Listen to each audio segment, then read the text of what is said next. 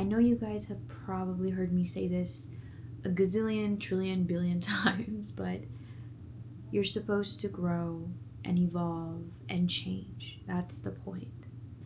And let versions of yourself go to become a version of yourself who's ready for the next chapter, right? And the way that I show self-love or accept love in general has changed.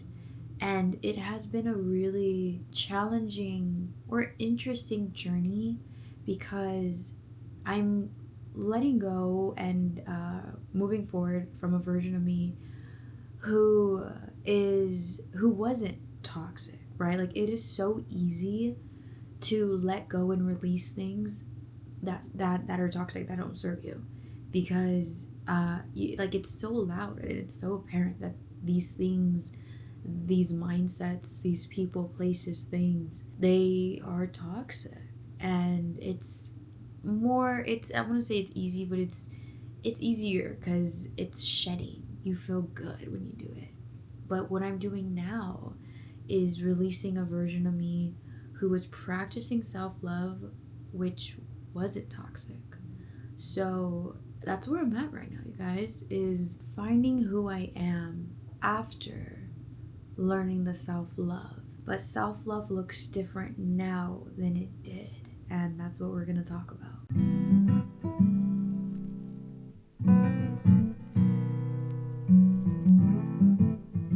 Hello, everybody. Welcome to the For Me podcast with your host, me, Irene Johnny.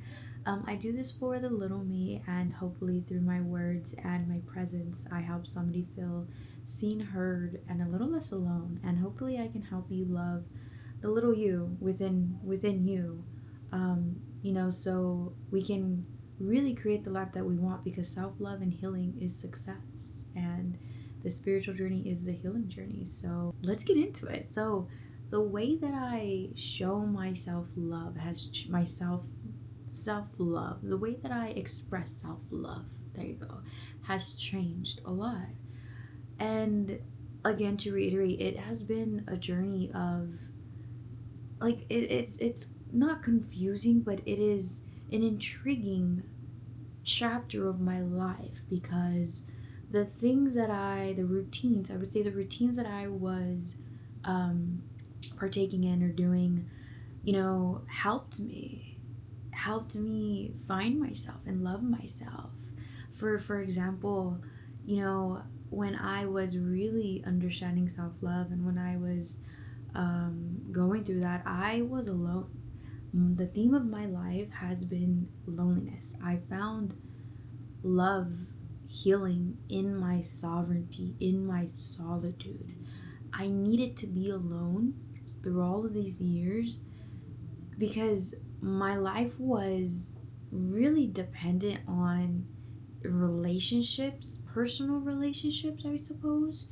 And those personal relationships reflected back at me the lesson of learning to be confident in myself and loving myself and not needing validation. I needed to be alone in that healing. Self-love was choosing me, being alone, finding me in my solitude, no longer allowing less than. And that worked beautifully. It did, up until I needed to grow more. So the way that I show love now, self-love, it's allowing people. I want to say right now it's one person, the relationship that I'm in. It's allowing somebody to love me. It was confusing because safety was me. I created safety. I was safe. My loneliness was safe. My solitude was safe. I couldn't depend on anybody else my entire life other than me. It was just me. And I learned to be 100% okay with that. I fell in love with myself. And as I said previously or before many times in videos, the greatest love story is self-love. And I radically healed and fell in love with myself. And I was okay with that. I was okay. But you see, that can only take you so far. I knew that I deserved, or wanted a relationship that was safe and healing and loving. And we're gonna get kind of personal in this video right here. Throughout these 2 years, I really needed to learn that self-love was allowing myself to allow somebody to love me. Because when you allow somebody to love you, you are so powerful. That's love. We are love at the core, love frequency. So when you're tapped into that love, right? When you're tapped into that love, you're allowing that love not just from yourself, you're allowing that love from other people as well. And it took a while. It really did, because again, I was fighting the ideas, the thoughts of, well, if I was alone, I can do this. If I was alone, I would, like, me being alone was the best thing ever. And that was, I think it was confusing, because self-love, I learned to love myself being alone. Like, that self-love did what it needed to do throughout all these years to get me where I am now. But because I need to grow more, self-love transformed into, okay, this person is safe. This person is safe, and it's okay. Like, you deserve this.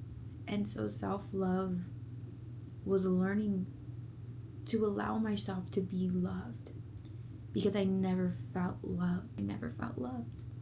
I loved me. I love me. I love the little me, right? That's why I do this, the For Me podcast. And love external from me was so foreign. And over these course of these 2 years, I have been getting more and more comfortable with it. Definitely, I really enjoy it. But it has been a journey, a definite journey of learning how to allow myself to be loved. And to me, that is self-love. Because self-love, like the definition, if we're going to get into the definition of what I believe it is. Self-love is setting your boundaries, doing things that make you feel safe and authentic, and expand your light, right? Even if that means going into your shadows and loving your shadows and facing them. Self-love for me was that, exactly that. Now the definition of self-love for me it changed. It's okay, well, I still do those things, right? I did that chapter, I ran that story, I still set boundaries, I still do things that make me feel good. Yeah, I do that. That is self-love. But dig a little bit deeper. Okay, well, self-love is allowing people to love you, because you deserve to be loved, because when you're loved, you shine more, because when you love yourself more. And does that make sense? Like, I will be good without this love, but when it's healthy love, it expands your own self-love. And this was new to me, you guys, because I never had that representation of love growing up. I didn't know that this was a thing. And self-love has really evolved. My self-love has really evolved. And so, yeah, let's talk about again how it's intriguing, because I'm releasing versions of myself. It wasn't toxic. That self-love wasn't toxic. So feeling the inner knowing of changing how I show up for myself, even though the way that I showed up for myself before saved me, it was, I suppose it was challenging. It is challenging, yeah, because I didn't know that would happen. You know, no one really talks about that. We talk about, again, self-love when you're in a rut, when you're depressed, when you're this, when you're that, when you're healing. And so you're like, okay, I can do the beginning of things that I've never done before. But when you've done these things before and you yourself are evolving, the way you show up for yourself evolves. And so, and I know I'm kind of like reiterating here, but let's tie this into going to the gym, okay? How I would show up in the gym, because the gym saved me. It saved me. How I would show up in the gym, especially when I was living alone, going every single day, and I've been in the gym 5-6 years, it was because I needed that to survive. I needed that to ground, to release all of my anger and my sadness. And it saved me. It saved me. And now, since I created a safe home, and I don't know if I said this in a previous video, but the goal was to always create a safe home. That was the goal. And now, because I created that with the version of myself who's done the inner work, the way that I show up in the gym has changed. The feeling is different. And this was challenging too, because I have a deep love for fitness, for the gym. You guys know I have a bachelor's in kinesiology, and so I have a deep love for fitness, for movement, for the gym, for how the gym makes me feel. And when I started going, when I, there was this time where, I don't know, it just started to not hit the same, because I was showing up self-love, right? When I was practicing this fitness, self-love, I was still taking pre-workout. I was feeling cracked out at the gym, but going really hard, because that's how I released my energy, was just going as hard as I can, because it felt fucking good, because it felt good. And so since I created this safe home, safety within myself, safety within my partnership, the way that I was showing up was actually hurting. It was hurting me. Caffeine making me in my fight or flight. It was hurting me. It was hurting how I can receive love, because I was always so anxious. Always so anxious. I couldn't show up and be present. And it was challenging, because, the thing that once saved me, again, it's hindering me now. But it's because I'm growing. It's not a bad thing. It's not a negative thing. I am just growing. I created a safety within my body, within my soul, and I'm still doing it, but I created a lot of it. And now I have to show up as a version of myself who is regulated, who is safe, who shows up in the gym. Like, I don't take caffeine. I've said this before. I have a stim-free pre-workout. Even that, I kind of want to stop taking that, because it still has stuff in it, but stim-free. I never ever would have thought I would have ever been taking stim-free, because I was so addicted to feeling cracked out in the gym. And I'm doing it because I realized I want better for me. For me, I want better. I had to make a decision that the way that I show up for myself has changed. And that's an accomplishment. That is something to be celebrated. And it's challenging, again, because I love this version of me. I love her. Like, I have such a deep, deep love and place for the version of Irene who said, fuck this shit. I'm not going to take anybody's shit anymore. I'm going to choose me. I have crawled hands and knees, fucking bleeding, to find me over these past 10 years. And I have such a deep love for her, for the woman who fought so hard for her sovereignty, for her solitude, for her peace.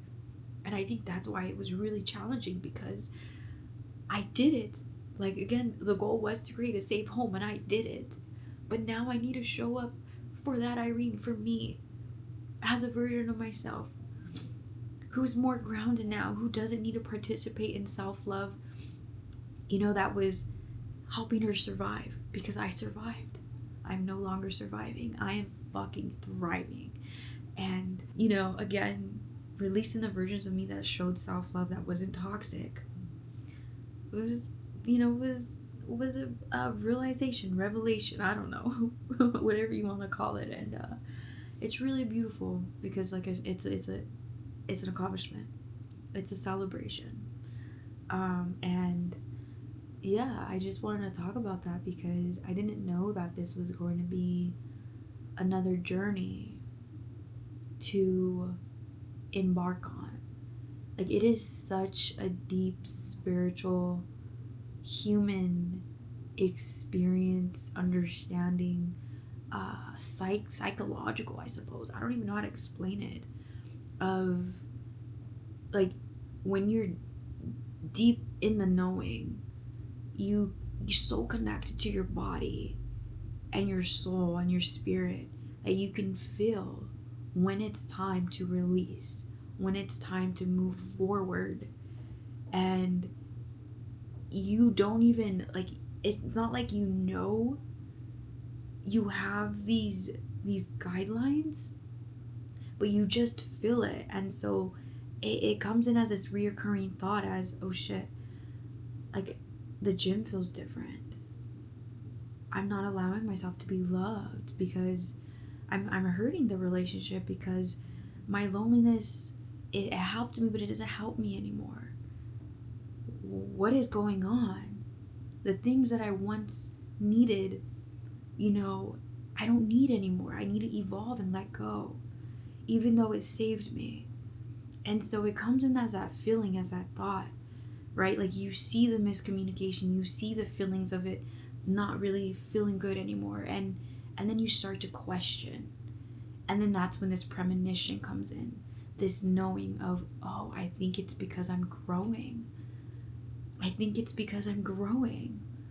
I have to show up different. And I just think it's beautiful how when you take some time to look inward, how all the answers are within us.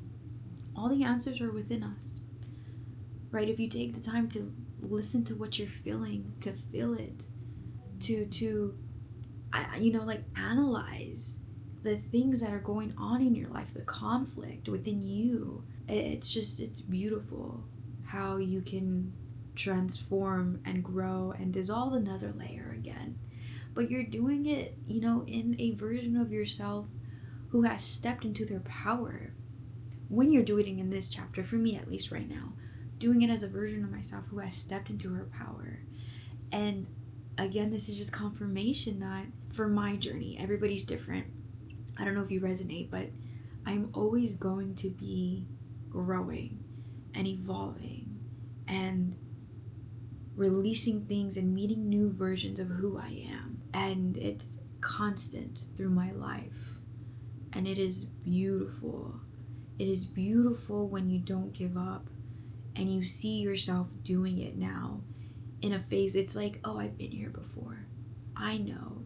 I can do it. I'm capable. I've done it many times before. And it's beautiful. It's fucking empowering. And yeah. I just realized that my microphone wasn't on. So yeah, there's that. But that's okay, because there was a lot of good stuff that I said in that, and we're gonna keep it. But yeah, okay. I think that's all I wanted to talk about. I'm very grateful for you guys, and I hope that this video resonates with somebody out there. I don't know who, but I hope it does, because self-love is always evolving and changing. And like, yes, my routines are changing. I don't have to go to the gym in the morning anymore. I still go in the morning, but I don't feel the need to go. I would go right when I woke up, because I was on this get up, go schedule, even though I had nothing to fucking do all day. It was a way to release my anxiety. And although it's still a way to release it, I don't wake up, having to go, because I'm learning to regulate myself now, and because I'm going back to grad school, and my routine's gonna change. So the way that I show up for myself is changing. I'm not doing it to survive. I'm doing it because it feels good, because it's healthy, because I want to move my body.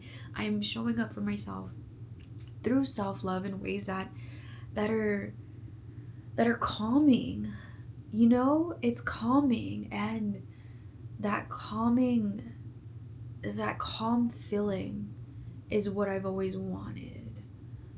And self-love, I love myself. As I said, I love myself a lot. And I hope that those out there watching this can embark on this journey if you are still in the beginning of it, and really learn how to shine your light and be authentic in the best way possible. And that means facing your shadow, loving your shadow, doing things for your body, your mind, and your soul, and your creativity. Because all of that is tethered into self-love. All of that is self-love. It is ways to express yourself. It is things, releasing people, places, and things that don't serve you, that aren't good for you. You know what you need to do. You know what's good for you. And that self-love is doing it. Even though others might not understand, even though you don't need others to validate this, even though others don't agree with it. You don't need their validation. Self-love is knowing that you have your own validation, and that is good enough. And that will always be good enough, because you are good enough and you can do it. And I believe in you. And embark on this life, on this journey, on this spiritual, physical journey, being embodied the most authentic, most powerful, most confident version of yourself. And that means going through days, going through times, weeks, years where you're not confident, and learning what that means, learning what it is to be confident. That is all part of the journey. But self-love is not allowing somebody to shake up who you are. Let people have their opinions. Let people not understand. Release things that don't serve you. Take a leap into faith, into the unknown, into trusting that this is going to work out, because you deserve to live a very emotionally fulfilled, powerful life. I love you guys. Thank you so much for watching this video. I'm so sorry again for the microphone. It's alright. I love you guys, and have an amazing rest of your day. Bye, everybody.